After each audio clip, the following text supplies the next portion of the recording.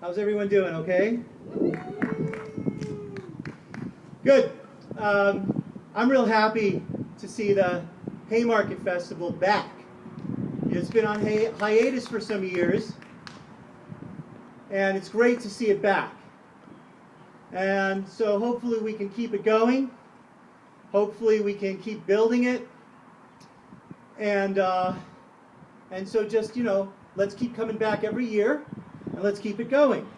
So I missed Hala's opening speech. She probably talked a little bit about the origins of May Day. And so probably everyone knows that it stretches back to the struggles from the 19th century that we can still learn from. Struggles that we not just can learn from, but struggles that we need to continue, struggles that we need to take up and call our own.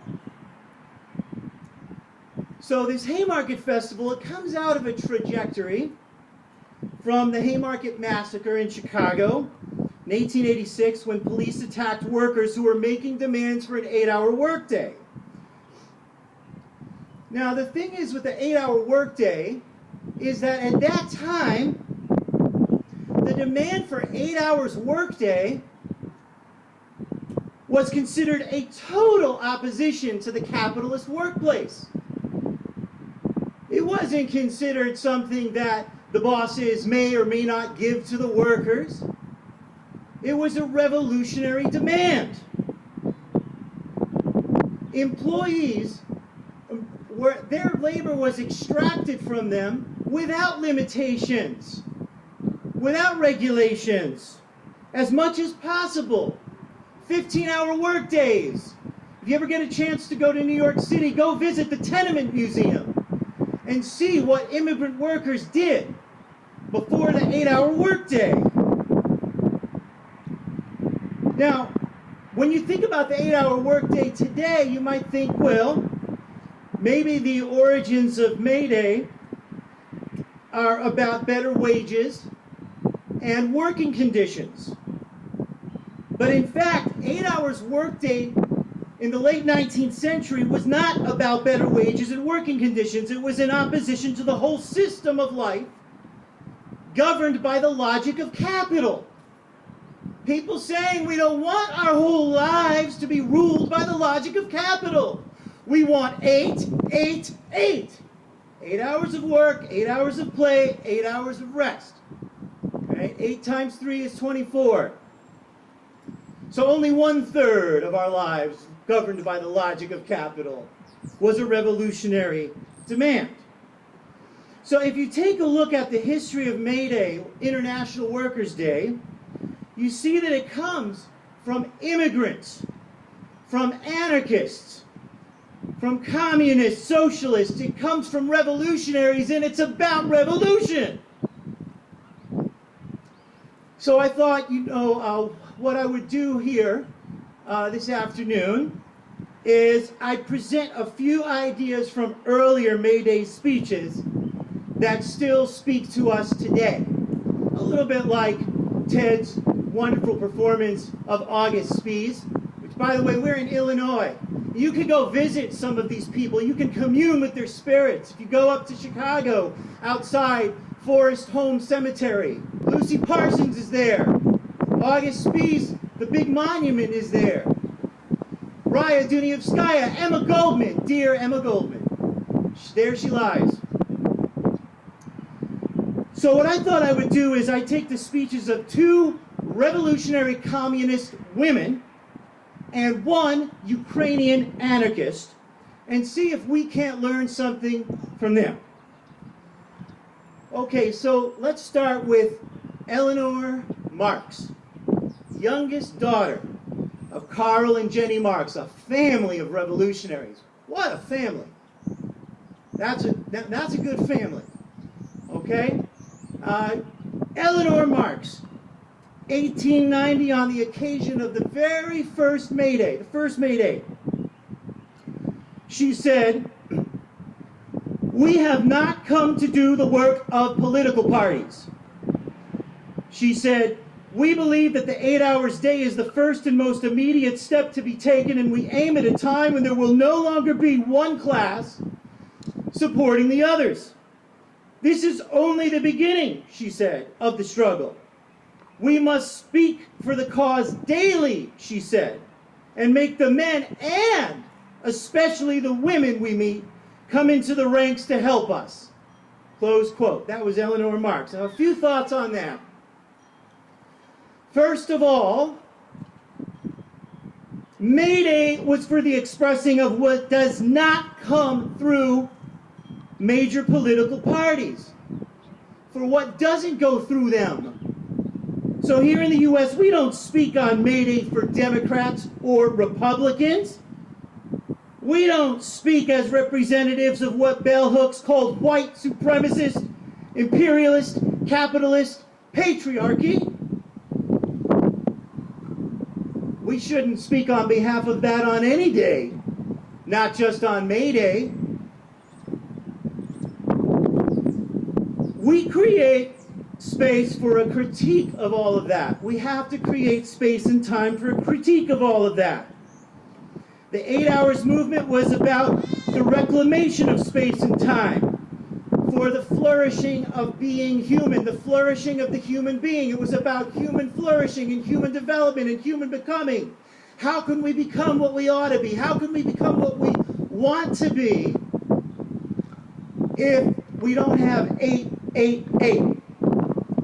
But today, we should think about that lesson because we give away too much of our time without thought through screen-mediated lives that offer our employers total access to us at all hours of the day. All hours of the day, we give it away. May Day was also for gathering people for hopeful horizons and rival visions, and that's one of the things that's great about the Haymarket Festival. We gather for hopeful horizons and rival visions. And Eleanor Marx also, let us not forget, notes the special importance of bringing women into revolutionary movement. Women into revolutionary movement. And women have experiences and perspectives that we can't get without them because we live in patriarchal societies. We live in sexist and misogynistic societies.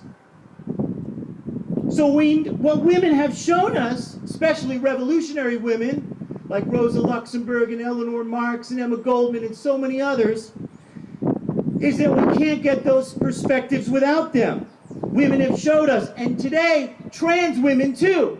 Listen to trans women. Trans women too. We have a lot to learn.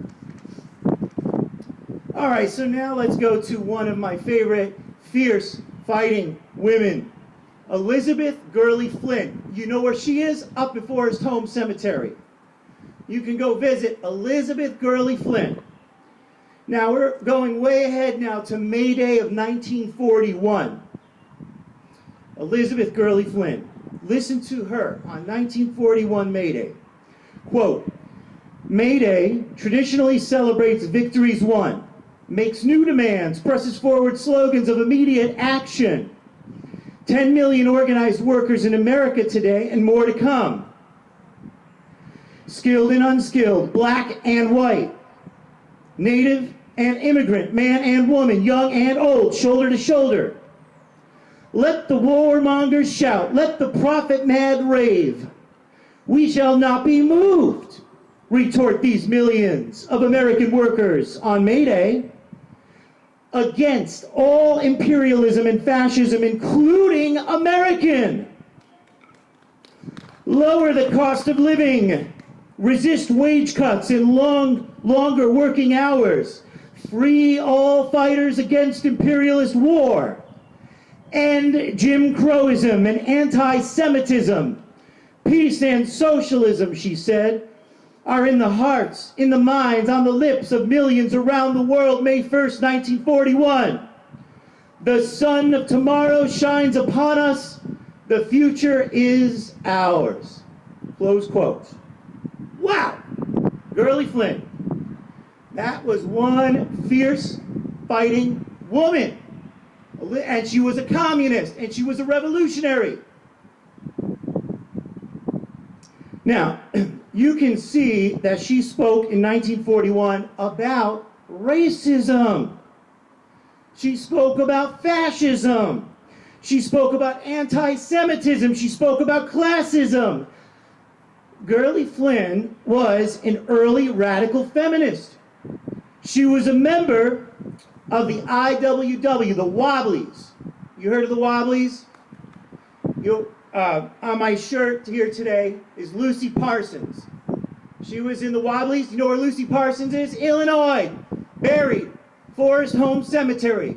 We need to sometimes go and commune with the spirits of our comrades. Commie field trip. So now she thought a lot about sexism and patriarchy. Remember in 1941, segregation was alive and raging. Remember that the United States had no position against fascism in 1941. The United States did not enter the Second World War until December of that year, and it wasn't to fight fascism. They had no problem, this country, none, with fascism in Spain in 1936, when people in this country, anarchists and communists, wanted to go and take up arms against Franco. The U.S. government said, no, you're not allowed to go. And a lot of the women, they said, well, we're nurses. We're just going to go and provide. We need to help because there's a civil war in Spain. So they made their way in and they took up arms against Franco.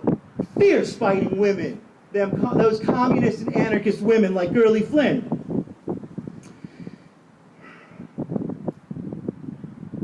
Now, it is a horrific fact that we have to today continue to stand up still against all these things, against racism, sexism, anti-Semitism, classism, and fascism. But they're not only here, they are resurgent. We cannot reform them out of existence. We cannot reform them out of existence. Slavery could not be reformed into a kinder, gentler institution. What would you want? Would you want the abolitionists to have said, let's just make slavery kinder to the slaves? No. We need abolitionist movements. We need what Angela Y. Davis calls abolition democracy. Slavery had to be abolished, and the same goes today for mass incarceration. All these things that Gurley Flynn talked about in 1941 that are now resurgent, they all should be buried in a graveyard somewhere, not next to our heroes, our comrades in Forest Home. They all should be in a museum. I hope I get to live to see one day a museum of capitalism where we can go and we can look, oh, you know, this is where capitalism is now, in the museum. But now we have to add some new things to the list. We've got to add transphobia. We've got to add new permutations of white nationalism. We've got to add new permutations of patriarchal masculinity and neo-colonial thinking. We've got to keep up Gurley Flynn's abolitionist hope. And now you might get discouraged. You might say, why? How could we? It's so bad. We're still fighting the same things. How could we keep going? Because what's the alternative? If we stop, we accept the unacceptable. If we stop, we tolerate the intolerable. There are a lot of people doing that. We cannot. Not us. We can't. Not on May Day, not on any day when we think of it. Now I want to come finally to Nestor Makhno, a Ukrainian anarchist, going back a little bit now to 1928 May Day. May Day 1928. Here's what Makhno said. The 1st of May is considered the labor holiday. On that date, toilers all over the world should come together in every village, every town, and organize mass rallies. not to mark that date as statist socialists, as especially the Bolsheviks conceive it, but rather to gauge the measure of their strength and assess the possibilities for direct armed struggle against a rotten, cowardly, slave-holding order rooted in violence and falsehood. And in case you think that Machno was just a writer, he was not. He participated in armed struggles against earlier imperialist adventures of the Russian state in Ukraine. Now, some people you talk to in the United States will tell you that the USSR was state socialist. And I think we have to be critical of that. I prefer the analysis of revolutionary thinkers like Raya Dunayevskaya, also up at Forest Home Cemetery, Cornelius Castoriadis, C.L.R. James, Guy Debord. They called it state capitalist, not state socialist, state capitalist. It was a state-administered capitalist economy, even going back to the first days of the Cold War. So I want to say something about Machno, thinking about today and the current conflict with Russia, the Putin's regime, and what's going on now in Ukraine. Putin's regime is a revanchist, imperialist regime. Revanchist, what that means is he wants to take back lost territories. He's an imperialist. He's an imperialist. His regime is imperialist. It wants to target what he regards to be rebel threats. Putin is an imperialist. Now, I want to be clear. Notice when I say Putin is an imperialist, that I do not say Russia is imperialist. Because one thing we have to learn from May Day is that we never mistake a head of state for all of its people. Yeah. What a head of state does is what a head of state does. Imperialism is what imperialists do. That's what they do. But Machno knew that well. And many of us would know it too. We would say, when Trump was president, or Biden now, we don't want to be understood as being fully represented by those men. We want to say to the world, we are not them. Likewise, there are many in Russia who oppose Putin's war. And that is a hard thing to do. It's a very difficult thing to do. It takes a lot of courage, and there are a lot of risks. Resistance to Putin in Russia and in Ukraine ought to be supported.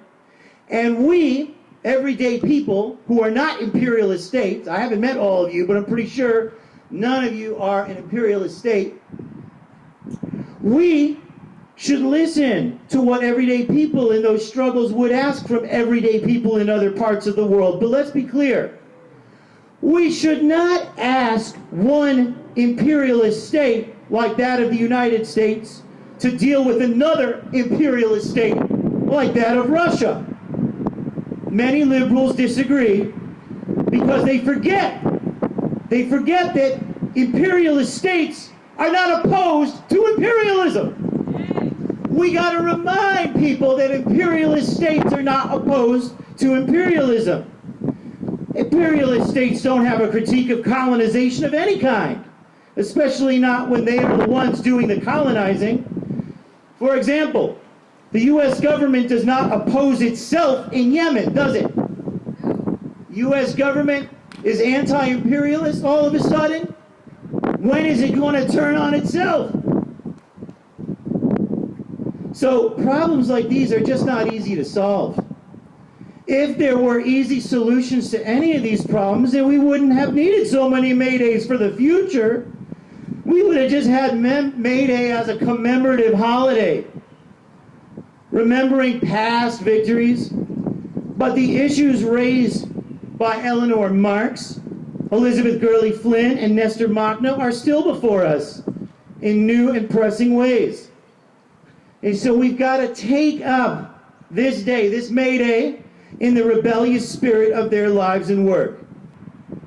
And someone may ask about the practicality of these sentiments. What's the practicality of all these sentiments? Well, let's think about that question, the practicality. If what is practical is what can be implemented right now, today, in the present situation, then let us not speak about what is practical. Let us speak instead about what is possible and desirable.